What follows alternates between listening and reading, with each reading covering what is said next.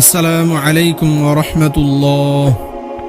সম্মানিত ইসলাম প্রিয় ভাই ও বোনেরা, আজ আমরা আলোচনা করতে চলেছি এমন একটা সময়ের ব্যাপারে যে সময়টাতে একজন পুরুষের জন্য 4-এর অধিক স্ত্রী রাখা বৈধ ছিল। বিভিন্ন ইতিহাসের কিতাবসমূহ থেকে পাওয়া যায় এমন একটা সময় ছিল যে সময়ে একজন পুরুষ শত শত বিবাহ পর্যন্ত করত। যখন দেখা গেল এই বহুবিবাহের কারণে নারীদের অধিকার আদায়ের ব্যাপারে পুরুষেরা গাফেলাতি শুরু করে দিয়েছে, তখন আল্লাহ পাক রব্বুল আলামিন পবিত্র কুরআনে একটি আয়াত নাজিল করলেন, যে আয়াতের মাধ্যমে একজন পুরুষের জন্য 4-এর অধিক স্ত্রী রাখা সম্পূর্ণ নিষিদ্ধ হয়ে গিয়েছিল। বিস্তারিত জানতে ভিডিওটি সম্পূর্ণ দেখুন, আশা করি সব বুঝে আসবে ইনশাআল্লাহ।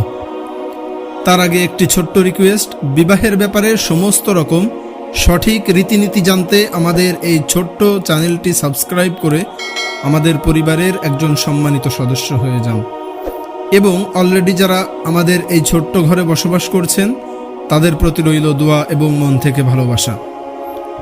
একজন পুরুষের একাধিক স্ত্রী রাখার প্রচলন ইসলামের আগের প্রায় সকল ধর্মে বৈধ মনে করা হতো। আরব, ভারতবর্ষ, ইরান, মিশর, গ্রিস, বেবিলন এবং অস্ট্রেলিয়া এ সকল দেশের প্রতিটি সম্প্রদায়ে বহুবিবাহের প্রথা চালু ছিল। কয়েক বছর আগে ইউরোপ তাদের পূর্বসূরীদের বিপরীতে বহুবিবাহকে অবৈধ করার চেষ্টা করেও ব্যর্থ হয়েছে। অবশেষে আলহামদুলিল্লাহ কুরআনের বিধানে বিজয় হয়েছে। প্রখ্যাত খ্রিস্টান পণ্ডিত ডেভিনফোর্ড বহুবিবাহের সমর্থনে ইঞ্জিলের বেশ কিছু অংশ উদ্ধৃত করেছেন। ইঞ্জিলের এসব আয়াত দ্বারা সুস্পষ্ট বোঝা যায় যে একাধিক বিবাহের মধ্যে আল্লাহ পাক বিশেষ বরকত নিহিত রেখেছেন। তবে দেখার বিষয় হলো এই যে ইসলামের পূর্বে বহুবিবাহের কোনো সীমারেখা ছিল না। এক একজন লোক হাজার হাজার স্ত্রীও রাখত। খ্রিস্টান পাদ্রীগণেরা তো বরাবরই বহুবিবাহে অভ্যস্ত ছিল। 16 শতাব্দী পর্যন্ত জার্মানিতে রীতিমতো বহুবিবাহের ব্যাপক প্রচলন ছিল। মোট কথা হলো ইসলামের পূর্ব যুগে লাগামহীনভাবে বহুবিবাহের প্রচলন ছিল। বিভিন্ন ধর্মগ্রন্থ এবং বিভিন্ন দেশের ইতিহাস থেকে যতটুকু জানা যায় তাতে সুস্পষ্ট এই কথা প্রমাণিত হয় যে ইহুদি, খ্রিস্টান, হিন্দু আর পারসিক কোনো ধর্ম বা কোনো বিধানই এই ব্যাপারে কোনো সীমারেখা নির্ধারণ করে দেয়নি। রাসূলের জামানায় কুরআনের এই আয়াত নাজিল হওয়ার পূর্বে কোনো কোনো সাহাবীর ঘরে 4-এর অধিক স্ত্রীও ছিল। হযরত খাদিজা রাদিয়াল্লাহু আনহার ইন্তেকালের পর বিশেষ বিশেষ ইসলামী প্রয়োজনে একে একে 10 জন স্ত্রী নবী করিম সাল্লাল্লাহু আলাইহি ওয়াসাল্লামের বিবাহ বন্ধনে আবদ্ধ হয়েছিলেন। অতঃপর দেখা গেল যে বহুবিবাহের কারণে মহিলাদের অধিকার ক্ষুণ্ণ হতে শুরু করেছে। প্রথম দিকে তো মানুষ মোহে পড়ে একাধিক বিবাহ করে, কিন্তু পরে তাদের হক আদায় করতে পারে না। তাই পবিত্র কুরআনের চিরন্তন বিধান চালু হয়ে গেল। মানুষের স্বাভাবিক প্রয়োজনের প্রতি লক্ষ্য রেখে বহুবিবাহ সম্পূর্ণ নিষিদ্ধ করা হয়নি বটে, তবে সুনির্দিষ্ট সীমারেখা টেনে দিয়ে এর অপকারিতা সংশোধন করে দিয়েছেন।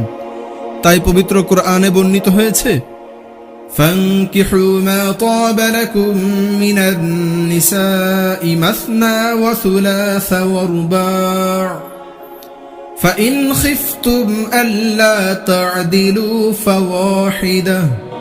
সুতরাং তোমরা নারীদের মধ্যে তাকে বিবাহ করবে যাকে তোমাদের ভালো লাগে, 2 জন অথবা 3 জন অথবা 4 জন, এবং যদি আশঙ্কা করো যে তাদের সাথে ইনসাফ করতে পারবে না তবে একজনকে বিবাহ করবে।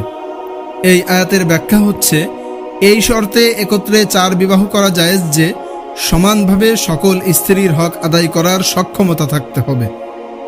এতটুকু হিম্মত না থাকলে একের বেশি বিবাহ করা অন্যায়।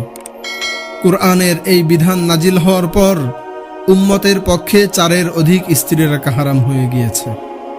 যে সকল সাহাবাদের ঘরে 4-এর অধিক স্ত্রী ছিল তারা 4 জন রেখে বাকি স্ত্রীদেরকে তালাক দিয়ে দিয়েছিলেন।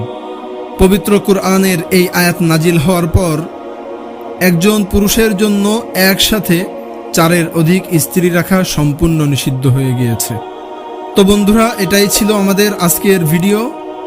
আপনার এবং আপনার পরিবারের সকলের সুস্থতা এবং দীর্ঘনেক হায়াতের কামনা করে আমি অযোগ্য অধম রাইহান আজকের মতো এখানেই বিদায় নিচ্ছি। আসসালামু আলাইকুম ওয়া রাহমাতুল্লাহ।